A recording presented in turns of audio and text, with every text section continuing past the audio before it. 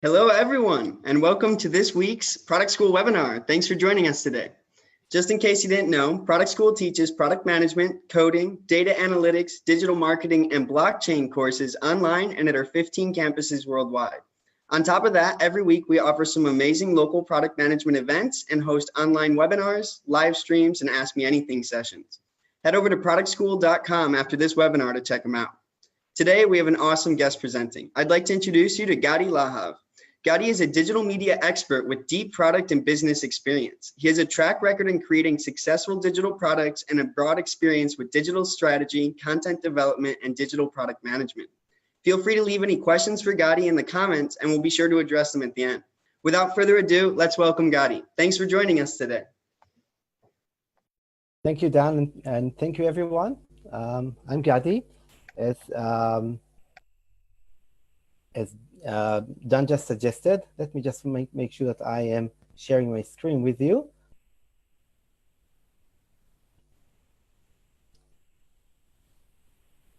Yeah, that's better. So I'm Gadi. I'm Gadi Lahav. I'm the head of product for ft.com. And maybe a few words about me before we start.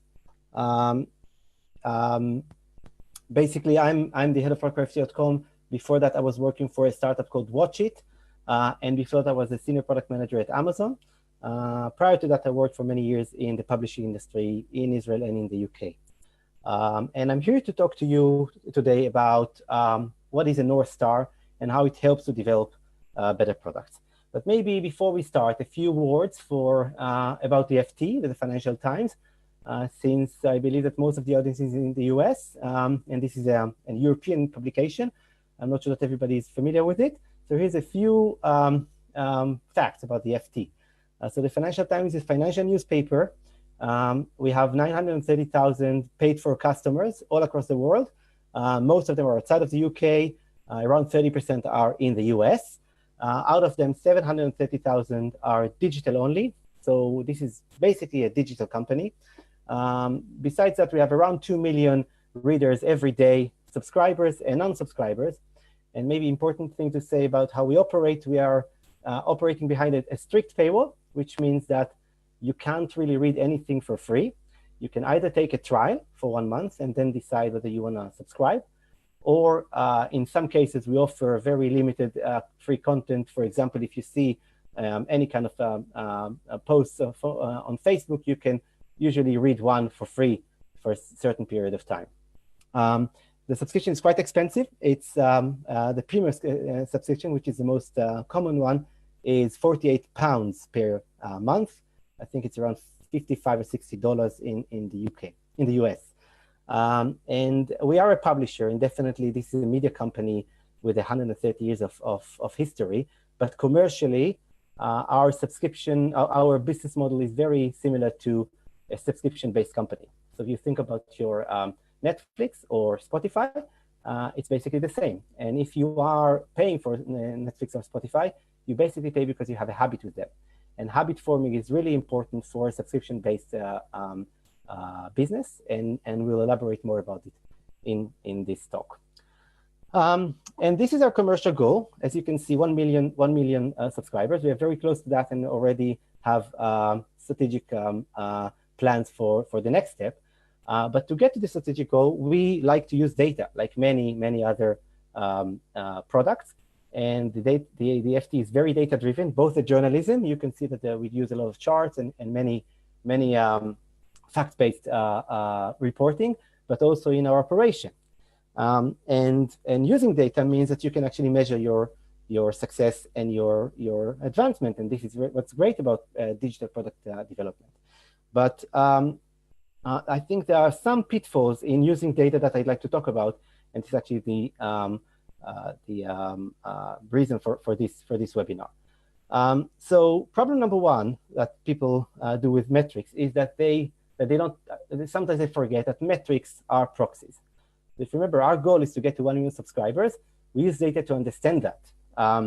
But in many cases, people think that they confuse and they start using the metric as the goal itself. And I can give some examples. Let's take, for example, YouTube and Netflix. In YouTube, I know for a fact that the metric is total time spent, which makes sense, right? Because if you watch a video of 2 hours or 10 videos of 12 minutes, basically, what's important is how much time you spend with the platform, on the platform. However, you may find out that some people just fall asleep while watching. So it doesn't mean that this is not a good metric. I think it's a very good metric, and there's a very good correlation between this and engagement. But the real value that we are trying to measure is whether people see and find interesting content for them to engage and to see. The metric, it has a correlation, but it's not the same thing. Another metric from a different company that you all know, Facebook, doesn't work that well. So the metric that they used for a long time was newsfeed interactions.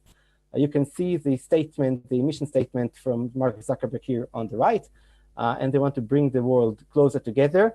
But this didn't really work well in the last few years. And the reason is because the metric itself kind of creates more motivation and more incentive to share and interact with more extreme content that you sometimes disagree with, and that doesn't bring people together.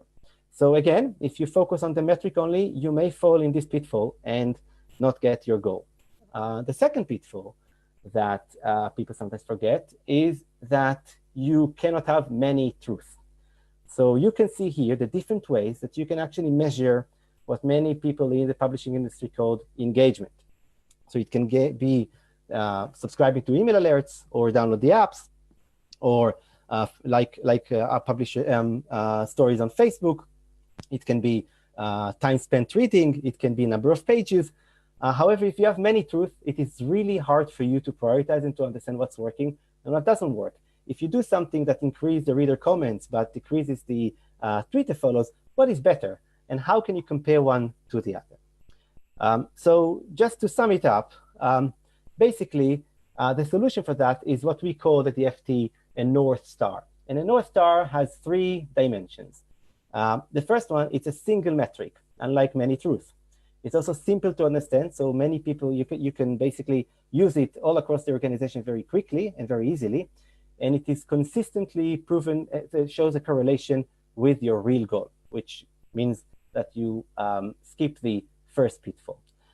So this means that if you find something like that, it will help you a lot in prioritization, in understanding what's working and what doesn't work, and in facilitating conversation within the organization to bring everybody together on the same page. So basically, this is the whole theory in one go. I can then walk you through how we did it at the FT, both what is our North Star and how we use it in product development, and then I'm happy to answer questions.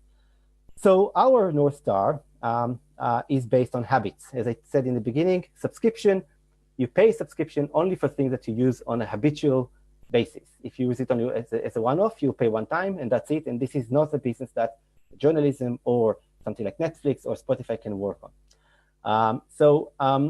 And what we found is that there is correlation between something vague that is called engagement and our success. So you can see there's correlation between revenue and usage. There's correlation between cancellation rate and engagement, and between conversion rate and engagement for those who are not subscribers. But we fell again and again in the past in those 2 pitfalls and had too many metrics, and not all of them had the right correlation. And then we came up with a metric that is called RFV, which is R for recency, F for frequency, and V for volume. Those are 3 elements that together measure actually habit. So if you come again and again to a site or to a service, and if your depth of your visit every time is bigger, then you're eventually more likely to renew the subscription. And remember, our goal is renewal rate and not engagement. Engagement is a proxy for the real goal, which is renewal rate. Just to explain it a little bit more, we use this diagram. So you can see we're using only 2 dimensions and not 3, just not to mess up with your brain with a 3-dimensional illustration here. So let's take 2 dimensions out of the 3, R and F, recency and frequency. What we are saying is that if you are coming fewer times, and recency means what was the time between this visit and the last visit, if the recency is bigger, longer, and you come fewer times, you are not engaged. If you are coming more and more, and your last visit was yesterday, which means recency equals 1, then you are more engaged. To give you another example, if you take volume, for example, so if you have two people that are reading, three people, one of them is reading 5 articles and the other one 10 articles, you would say, yeah, the one that reads 10 is more likely to renew the subscription. And then we take, let's say, two people that take 10 articles, that read 10 articles. One of them is reading 2 every time and comes 5 times in a week, and one is reading only 10 articles only 1 time. We would say the frequency of the former is higher, and thus he is more likely to renew. And if you look at what his behavior, he's actually have a better habit. He's coming every day to the site to read 2 articles. That's better than one time to read 10. But this is just theory. Here's some data to prove that. And we saw a clear correlation between RFV and renewal rate, or here cancellation rate. The higher your RFV, the less likely you are to cancel your subscription. All those diamonds are actually points that we were optimization points. One of them defines what we call an engaged user. So above this threshold, a person is engaged. Below that, it is not engaged. And we can actually quantify and say that people that are more engaged are much less likely to cancel. We know the number, and we can actually also give it a number in pounds, or in dollars, in revenue. So if you take 1,000 people and you make them more engaged and above the threshold, we know, and we can tell the teams this equals that amount of money. That you can see how this facilitates and helps in prioritization, in helping to calculate ROI, etc., etc. The other thing that we found out is it is not only about the threshold of engagement. You can move even further. If your RFP is very high, your lifetime value is even higher. The black line that you see here defines what we call a super reader. A super reader is somebody who is going to stay with us for a long time because his RFV shows that he has a very, very good habit. So again, you can see 2 optimization points that we can actually work against in using RFV. Another correlation is between our B2B sales and engagement and RFV. We have quite a big B2B operation. Something like 50% of our subscribers are actually coming from companies paying for them for the subscription, because the FT is a working tool. It helps people make better decisions. We'll get to that in a second.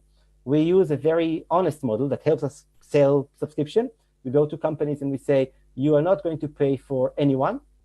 You're just going to pay for those who are above what we call a threshold that we define as an engaged user. It helps us to sell because they think it's very fair from our side not to sell a blank and a blind subscription. And we can actually engage people more and more. And you can see here the correlation between upsell and engagement. So in 3 areas, we have clear correlation that avoids pitfall number 1. And we have only one metric that is helpful and focuses us on one and have one conversation, and we are able to compare things. How do we use that in product development? So I can give you 3 or 4 examples. This is our product vision, or some of it that is important for this conversation. As I said, our readers are mainly working in a global environment. They are either business owners or managers, or they work for these people, they're analysts, and they need to make better decisions in order to advance their career, and the FT is helping them in that. But when we talk to them, we found out 2 or 3 pain points that we are focusing on. One of them is that they would like to get the most relevant information for them, and sometimes it's really hard to find it. If you're working in a specific industry, you want to know everything about this industry, but you also don't want to miss the FT view, I would say the general view about what's going on in the world. And the other thing that they ask is to save time. And so we iterated on that, and we used a build, measure, learn approach. And we found out eventually we came with a solution that's called MyFT. MyFT is basically a internal Twitter-like feature within the website. And you can use our metadata and follow topics. It can be a company, it can be a country, it can be a person, it can be a subject. It could be the US, Brexit, Donald Trump, whatever you want. And then you start getting a daily digest, which is a daily email with all the information all the articles that you may have missed, and a feed on the site just next to the website, to the homepage, where you can read your MyFT page. Addressing this specific need turned to be hugely successful. And we were looking at it by comparing RFV. You can see the control group is in green and the MyFT users are in red. What we did is we looked at people that had similar RFV in the past. And then some of them started using MyFT and some of them didn't. We call them twins. Your twin started using MyFT, you didn't. Of course, when you multiply it by 1,000, so you can have lots of, the sample is very big. We saw an uplift of 86% in RFV. And this means also that we engaged some people that were quite disengaged by actually pulling them into the site and creating a new habit through the daily digest that they didn't form by themselves. Another example is that when we launched a new website that was launched 2 years ago, it was called Next FT internally at the FT. And we started with an MVP that was very simple and very small. And we offered 5% of the people to opt in to start getting some data. They were early adopters, so I mean highly engaged people, and immediately they became more engaged. We didn't know why. So our hypothesis was this is because the site was very, very fast, because it was very simple. So we did a test. For new users who started using the new website, still very, very early adopters, we had a four variant A/B test with the control getting the fastest site, and each one of the variants, we slow down the site for them in 1 second, 2 seconds, or 3 seconds. By the way, the old website was 3 seconds slower than the new one, so all of them actually got a better experience. Altogether, we found out that when we compared it to RFV, through RFV, that not only every second makes this site people less engaged, even the first second is very important. It helped us a lot in prioritizing and understanding how to keep the site fast, how to avoid slowing down the site, and to communicate it throughout the business. It ended up, we were able to actually quantify 1 second. It was equal to millions of pounds. So it was easier for us to push back on features that were not necessary and slow down the site, mainly around advertising. And we also won awards for that, for the fastest site among publishers worldwide. You can see the comparison here. We are faster than all of our direct competitors, and not only the competitors. A third example is when we came back to the iOS store last year. We had this long dispute with Apple, and we couldn't sell subscription over there. We still don't sell subscription on iOS. But when we came back and there was a big discussion within the FT, what we did is came back and measured the engagement of people that used our were on iOS but not using the app. Once we had the app, we could see the increase between 2017 here and 2017 here. Ignore 2016. This was because of Brexit. So sometimes, if you don't compare, if you don't do an A/B test, it's very hard to compare before and after. The news agenda may impact the engagement of people. And the last thing that I'm going to show here is there was a big discussion within the organization about what is the level of notifications we can get to people with before we basically swamp them. And so far, so good. We saw that even if you have 30 notifications, people actually become more engaged. So this, we're sure we're going to get to a plateau eventually, but right now we can see that this is actually safe. And RFV helped us actually do that. So just to sum up, I hope I was on time. 3 takeaways for you to get to go home with.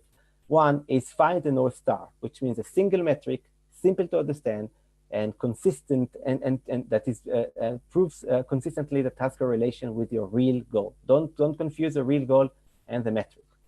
Number 2, this North Star will help you to focus on the most important thing, have a single version of the truth, and consolidate effort and conversation within the team and the organization. And number 3, challenge it.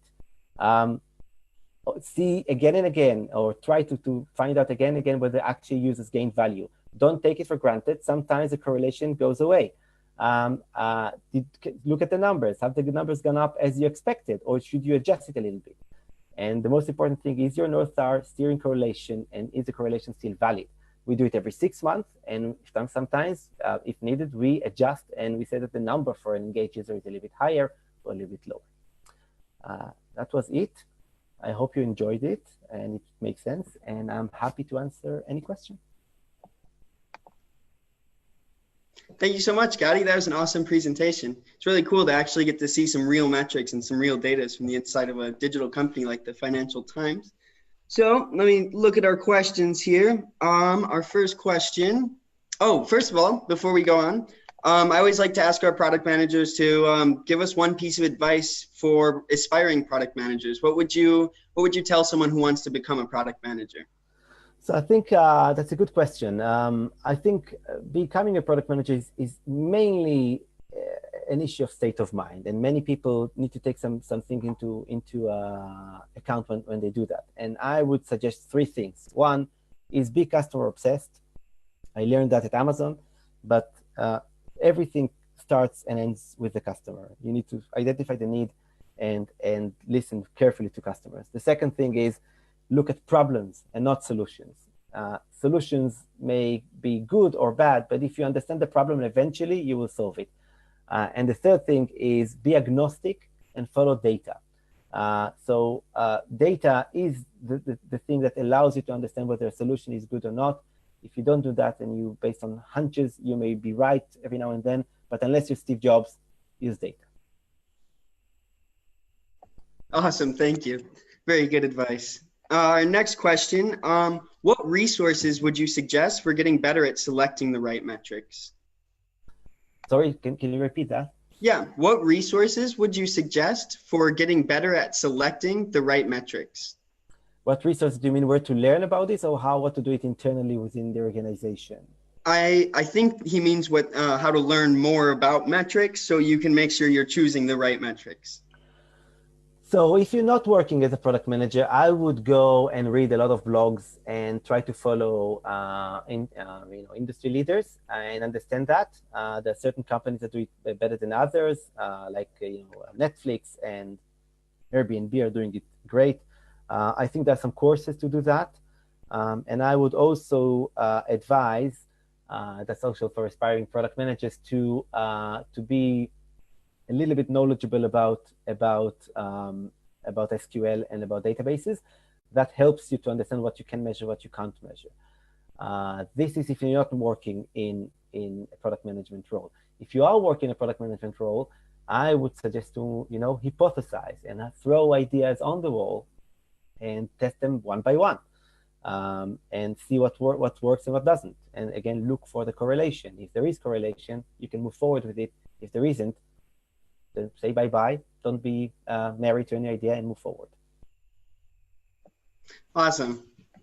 So our next question is, how can one establish a North Star for a non-habitual product? Something like a business-to-business app, which field agents use in daily work. Business app that? Here, I'll repeat it for you again. How can one establish a North Star for a non-habitual product? For example, a B2B application, which field agents use in daily work. So I think field agents, if they use it on a daily basis, that's habitual. But for every product is different. I would first look at the value that we're trying to achieve. The value can be revenues, and it can be usage, it can be satisfaction, and then try to find metrics based on them. So kind of trickling it down and going backward from the goal that you're trying to achieve. In many cases, it will follow from the goal itself. So for example, in our case, it was clear that volume or number of pages is part of it. So it started over there. And then it was clear that also visits is part of it. But coming up with a formula was a lot of some trial and error. But there's a formula that I cannot expose here. If you're looking at a B2B app and people are using it, you need to ask yourself, what is the app for? Do you need to use it on a daily basis? Is it to sell, to increase sales? Is it to organize yourself? And from that, going backward. It's really hard to give a more elaborate answer without knowing the details of the specific product. Yeah, cool. So our next question, how difficult was it to convince all stakeholders to buy into a single metric? So caveat, there is no single metric. There's more than one metric, but this is the main metric that we're working according to. We also have a metric for acquisition, where engagement is much lower, just because people can't read so much. But what proved, I would say, what convinced everyone was that it worked, and that we were able actually to have one conversation, and it helped all the different business owners. So it was important to explain it to both B2C and B2B, and B2B actually based their model on it. B2C saw that it serves them, and if we increase RV, then their cancellation rates are lower. It also helped ads, because ads wanted more inventory, and they also wanted inventory from our subscribers. Our subscribers are pretty affluent, just because they're all working in the financial. They were all working in business, and many of them in the financial sector. And they said, okay, we can actually sell ads in a higher CPM. So we said, okay, if you increase engagement, we will increase your page views based on volume. And they understood that. And it also worked for editorial, because editorial actually want more people to read that. So when we say to them, you have done something, and it's not on a one-off basis, this article really performed well. You did a series and you started working, and you are focusing on a specific industry, a specific sector right now. And we made people more engaged, which means that they come back again and again, and you created a habitual reader. That was great for them, because this is what they want. They want, audience. So it was through results, and it always works for results. And if results don't work, then you have to change it. Awesome. So our last question here, how does Financial Times go about A/B testing digital product features on their mobile apps? So we are data-driven, and we see that we have three main assets. One is our journalism. Without it, we're basically nothing, and we protect it all the time. The second one is our audience. We are a very affluent and sought-after audience. And the third one is data, because only with data we can understand the audience and serve them better, and also, of course, eventually monetize it. So we do a lot of things in-house. We built our own A/B testing tool that was part of the new website, and we have a segmentation tool. We have a large data department with data scientists and data analysts, and we have a chief data officer that sits at the board. So making data at the center of things and using that helped a lot. So we run A/B tests on our own. We are able to take decisions based on that. And now we're also building machine learning models through our data scientists to actually build on the data and make our operations even better. I hope I answered the question. I wasn't sure, because there was something about the mobile app over there that I wasn't sure how it is connected to A/B testing. Awesome. Well, thank you for your time. Thank you. Oh, sorry. What'd you say? So, sorry, I said that, of course, we A/B test on the mobile app also. Yeah. But I wasn't sure whether there was a question specifically about the mobile app. Cool. Well, yeah, thank you so much. Thank you for taking some time to help the community and answer some questions. Before we go, I wanted to give you all some more information about our upcoming courses and events. Just in case you didn't know, we have weekly events every Wednesday and Thursday that are local. And sorry, I just got lost. We also offer part-time courses for anyone ready to take their career to the next level. Our product management, coding, data analytics, digital marketing, and blockchain courses are taught by industry experts working at companies like Google and Facebook. And if you're located near a campus, make sure you stop by one of our weekly events every Wednesday and Thursday.